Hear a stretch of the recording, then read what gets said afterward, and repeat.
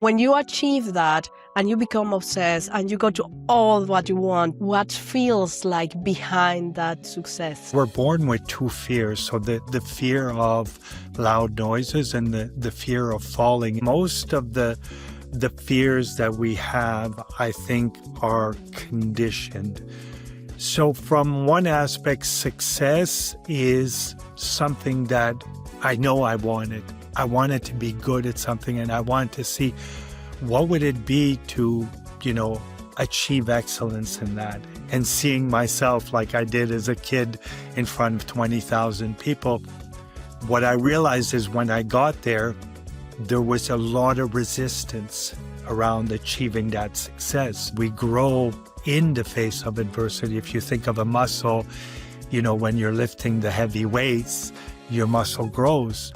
And I got too identified to, failure meant that I was a failure.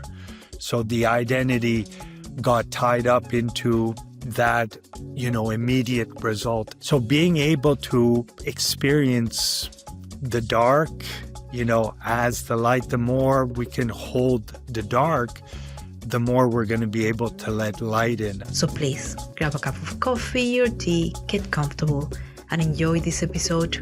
Welcome to the Brilliantly Branded podcast. So welcome one more time to the Brilliantly Branded podcast.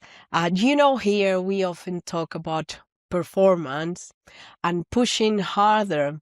But what if this real success begin just in the mind? So we here in the Brilliantly Branded podcast have conversations around how those mindsets, the clarity, and the authenticity shapes not only your achievements, but also our identity and the brand that we build around that. My guest today, Adrien Plavsic, lived the intensity of high performance and as an Olympian, an NHL player, before realizing that mastery comes from flow, not to force. He will let us know about that. And today, he helps athletes and leaders to perform with purpose and presence. So, Adrien, welcome to the Brilliantly Branded podcast. Please, let's start at the beginning. What first really drove you to chase high performance so intensely? I think it was, thank you first of all for having me, Maria. It's a pleasure to be here and to share my story. So what brought me to high performance? I think as a young kid, I just fell in love with playing sports. So my parents immigrated from the former Yugoslavia and they moved to Canada, to Montreal. And I was exposed at a young age to hockey and soccer. They call soccer, which is football in Europe. And I fell in love with sports and spent most of my time and realized that it's something that I wanted to dedicate more time to. And so that interest and curiosity as a kid is really what me to want to get better. So when you start doing something, just like a kid learning to walk or a toddler, the goal is to have a greater experience. And in hockey, the better your skills are, or in soccer, the better your skills are, the greater your experience is. Yeah, and I'm curious about that because one thing is wanted to perform and choosing the sport that you wanted to do, but what is love for the game meaning to you? Because one thing is one thing that we wanted to choose, but the other one is when we bring love and passion for something. So how did you identify that? I think in growing up in Montreal, we are all influenced by our surroundings, our environment, and Montreal is considered the mecca of ice hockey. The Montreal Canadiens have won the most Stanley Cups, and they're part of the original six when it comes to hockey. So it is the root, have started there in Canada. And so it was quickly, I saw how people responded and how many people loved doing that. And you had, for me, the proximity. So I had the wintertime, the outdoor rinks. In the summer, we played street hockey. And it was so easy to organize games that it's something that everybody was doing. So the interest and the excitement within the city, the community, hockey was a big part of it. came naturally. And I think as kids, we naturally follow our curiosity, and I was no different. Hockey was a big part of how I spend my days and the time I spend on most days. Yeah, I one thing, Adrien, that took my attention when we had our first conversation is in some point I asked you what brought you to do that, and basically what did you decide to do that? And you gave me some words that it was doing things with kind of an obsession. And I would love you to share with us, how did you bring this obsession to arrive actually to Olympics? And, it's the achievements that you have had, it have been absolutely extraordinary. So how this obsession make you arrive to that point?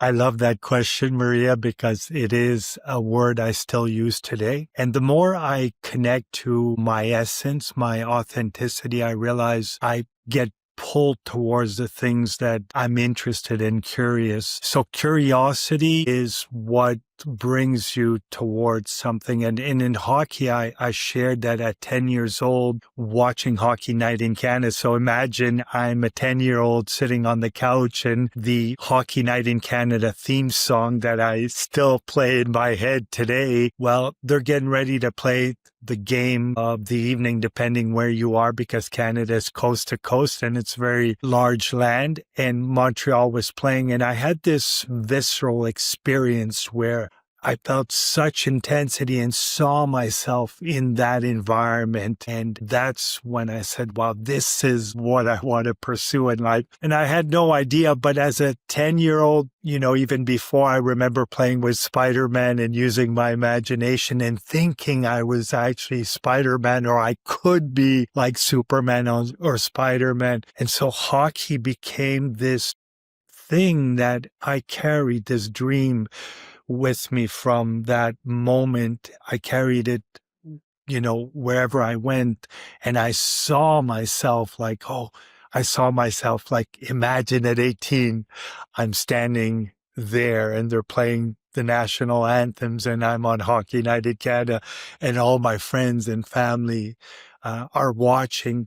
So I had that imagination that I was naturally using. And in terms of obsession, I think it's kind of linked to the imagination, this obsession to want to explore. Is this even possible? The fact that I want to pursue that, but is it possible to actually manifest and create this into my reality? Oh, wow. That gave me goosebumps because it's incredible how we create our reality based on what we really become kind of an obsessive for that. And it's incredible because I think society in general tell us, don't become obsessed with these kind of things.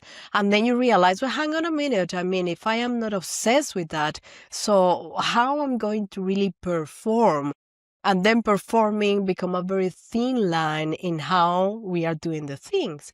And when you achieve that and you become obsessed and you go to all what you want, the success that you really can experiment it, I'm very curious to know what feels like behind that success.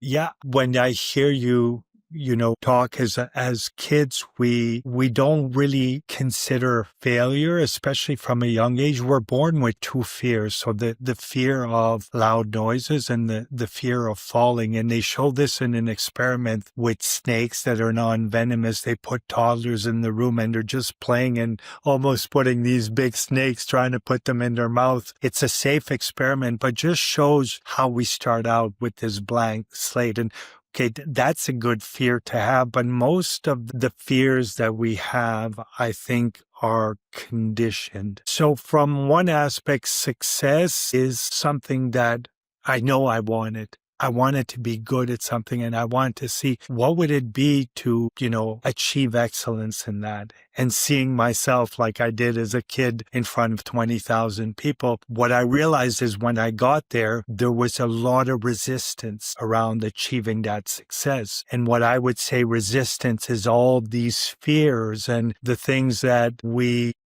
become conditions, experiences, and then now there's all of a sudden, well, I want this, I want to perform, but what if I fail? what if I make a mistake? So success was really sort of this double-edged sword that I didn't allow myself to completely let go. And I think the trust factor of like, can I let go enough to just experience whatever will show up? I'm going to be okay. And whether it goes great or less, there's going to be something that I can learn from that and grow. So success for me felt like I heard this as too focused on the result versus being so connected to the process, which I was as a kid. So as I got to a higher level, my mind tended to drifted towards the result because there is bigger expectations. You're on a bigger stage. So success felt somewhat something that I couldn't fully grasp. And I would kind of combine, for me, real success is, achieving your goals to a certain degree, but then having the fulfillment. Because without the fulfillment, you're just kind of chasing these things that are somewhere in the future. And most of the energy and time we spend is in the process. So the process has to become,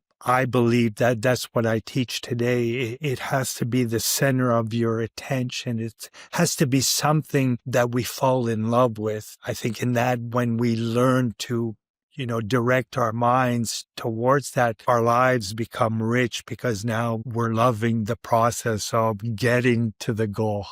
Yeah, enjoying the process instead of just wanted to grab the results. But what happened when you lose that connection during this journey? When you lose the connection of enjoying the process? Because in my personal case, sometimes it's easy to say, well, yes, I am enjoying the process. I'm living the present every day.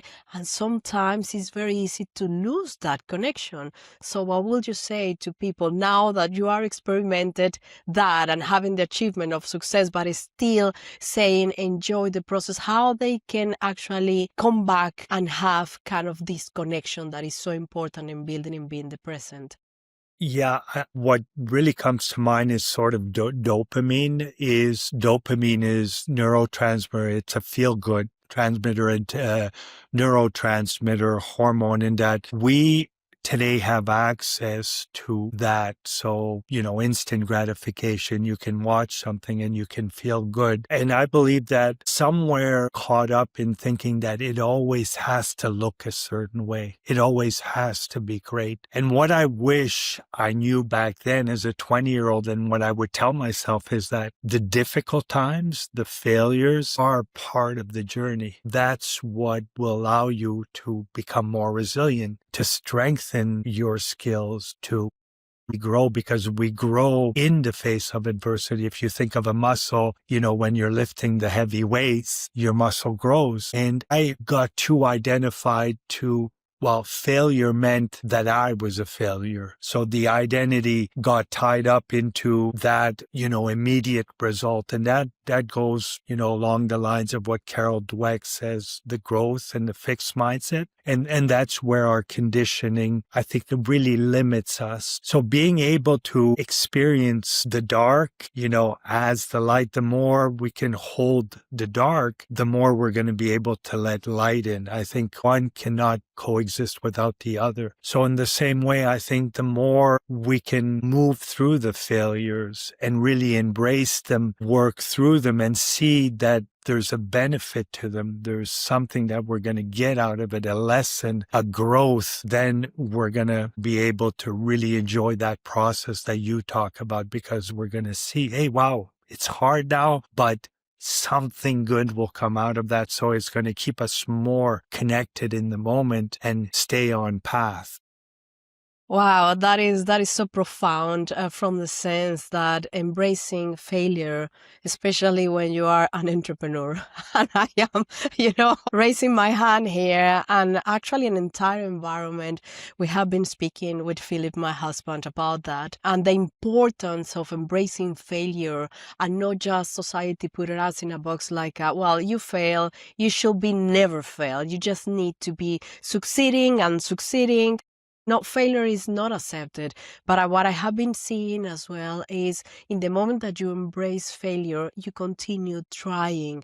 And in the moment that you stop trying, good or bad things can happen. And I love when you said, it's your dark side that nobody wants it to show outside. And we are not normally showing that.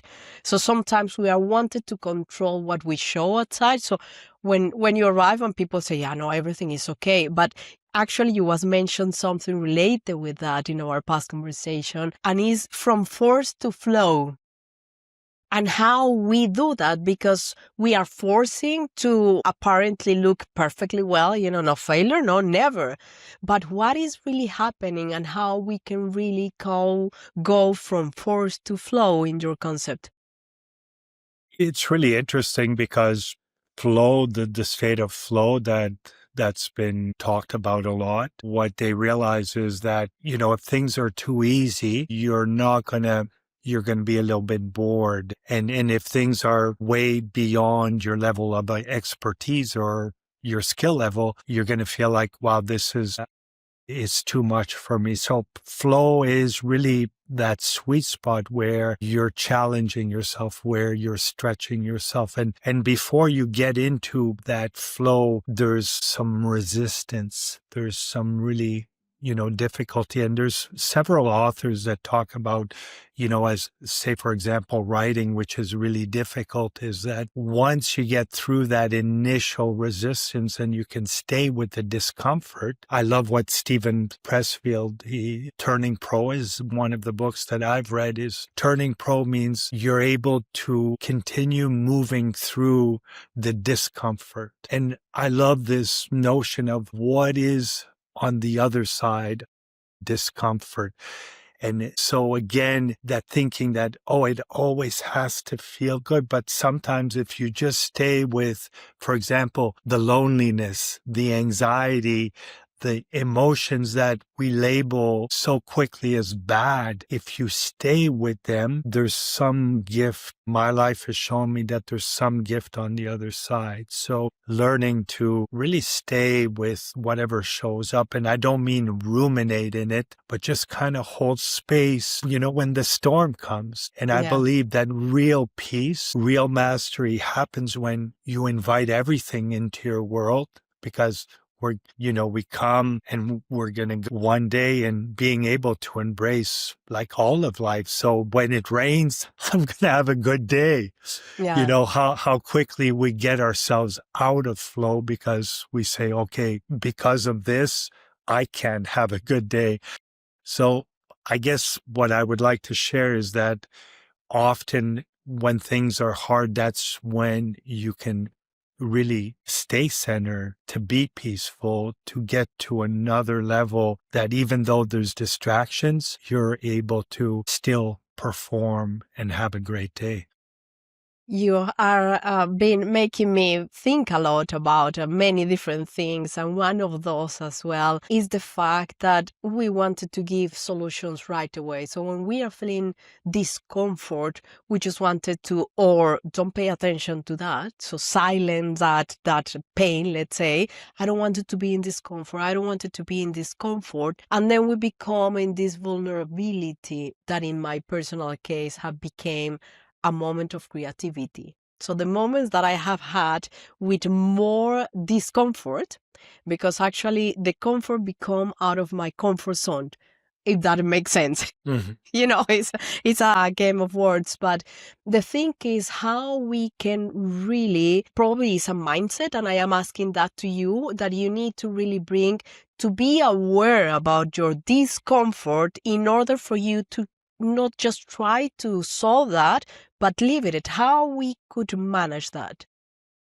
For sure. That's a great question, and something that I wanted to talk about. They had a study, Aaliyah Crum, who's really an expert on mindset and how it influences. So based on the placebo and the nocebo effect. And what they did is several studies in terms, one was really specific around stress. So stress after the 2008 financial crash UBS had cut a lot of workers. And so there was a lot of uncertainty in the environment. And so they took two of the groups, and they showed them, one group, they showed them that stress is really bad for you. It influences your health, your performance, and that's what they had seen as a video. So that what they were conditioned or they were exposed to. And then the other was the complete opposite, is that stress, the adrenaline, is something that will make you grow, just like a post-traumatic growth, if you've heard of that term. And what they realized is that there was an effect on the different groups. So the group that was given the notion that stress is bad, they didn't really drop because already they had braced themselves that, things were already bad. But the group that was looking at stress from the vantage point that it's beneficial, they slept better. They performed better. They had less pain in their body. And there's several studies that prove that. And one other study that it blows my mind when I think of that. And it's in relationship to hope, that you're suffering or something that's really difficult, that if there's a payoff at the end of it, you're more likely that you're going to stick through that. And so what they did with rats, I think it was in the 1950s, this Dr. Richter in a laboratory put rats in a cylinder of water, domesticated rats and wild rats, and he put them in a cylinder of water. And it was a bit of a cruel experiment, and see how long they would last in that cylinder of water before they drowned and gave up. So the initial test was 1 to 15 minutes where they swam, and rats are considered good swimmers. So then he played with the experiment. What he did is afterwards he put them again, but these rats, domesticated rat, he would rescue them. So right before they gave up and drowned, rescued them, took them out, dried them off, let them rest. And then put them back in the water. So they went from that 1 to 15 minutes to guess how long they swam the following time. What would be your guess? Well, I think the double time. I don't know. I couldn't believe it. 60 to 80 hours. My So goodness. 60 to 80 hours. So something about hope and just that belief that you're going to get something good out of this, or believe that you're supported by something greater. So I think it really links to, our ability to be resilient, and that, that there's something about, if you learn to really work through the discomfort, that there's so many gifts that will emerge on the other side. Well, resilience is something amazing. I'm coming from a country and a culture that we are very resilient. I'm Colombian. So with all the things that have been happening always, we learn actually to how to become resilient. And part of those things that happening to us is the story that we tell to ourselves.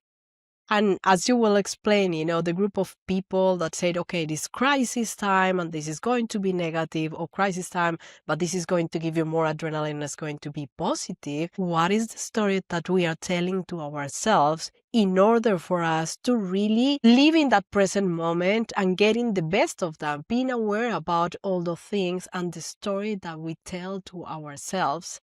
Part of that story, of course, is how we say that story and we reflect that story outside. That is part of our reputation. When I'm talking about reputation, I'm talking a little bit attaching your brand with your reputation, where you have been identified like a high performance athlete, and as well having and bringing all this sensitivity and all the things that you have building around your brand. So one thing is what people perceive behind an athlete, but you have been showing as well as a part of your identity how these two things can be combined. So in the sense of what the people should be like to know about you, how did you really mingle these two things to make the brand that you have today? I think, in terms of hockey has a shelf life, so it ends and some become coaches, some go on to continue in hockey. But I always followed that curiosity in me. I call it like the genuine, like, well, what interests me, because I know if I'm interested in something that I'm going to pursue it and become obsessed and pursue it to the end. And what I feel that I have a second chance again at 55 to really prove my theories that, the first part of my life, the way I achieved success was a little bit unconscious because it started from such a young age. And now I get to do it consciously. Principles that now I'm learning and to understand, like what contributes to a good life, what contributes to success, I'm getting to do it right now. And I think the biggest thing I start to see is that, being authentic, learning to listen to yourself. And I love this quote by Howard Thurman. It goes, there's something in everyone of us, and I'm reading a bit, that wants and listens for the sound of the genuine in ourselves. It is the only true guide you will ever have. And if you cannot hear it, you will all your life spend your days on the ends of the strings of somebody else that somebody else pulls. And I feel as a young kid who was really conditioned, I didn't know how I was being pulled away from my authenticity. And now that I understand, I get a second chance, but really to do it from a place of, is this really me? Am I communicating something that is true to me? And so I get to do it a second time and see what will emerge from that. And I think my biggest driver is my kids. I have 3 kids that I feel I've made some mistakes and, I wasn't aware or hadn't acquired as much wisdom. And I feel that I want to leave them something that is far more valuable than any material thing, is that, wow, my dad went through this struggle and like he emerged a better person, a happier person, and really sharing that opportunity with them. So there's a real conscious, there's something really driving me that's, deep within my soul, that's very intrinsic to want to achieve. And I feel like that obsession is emerging again, but now it's not just about me, it's about others that are. So I guess that's a little bit the brand of, really being true to yourself, authentic, genuine, and high performing. That combination, which sometimes I think in sports we don't see. We think, oh, if the person, is too simple or too meek, he can be a high performer. I don't think that's true.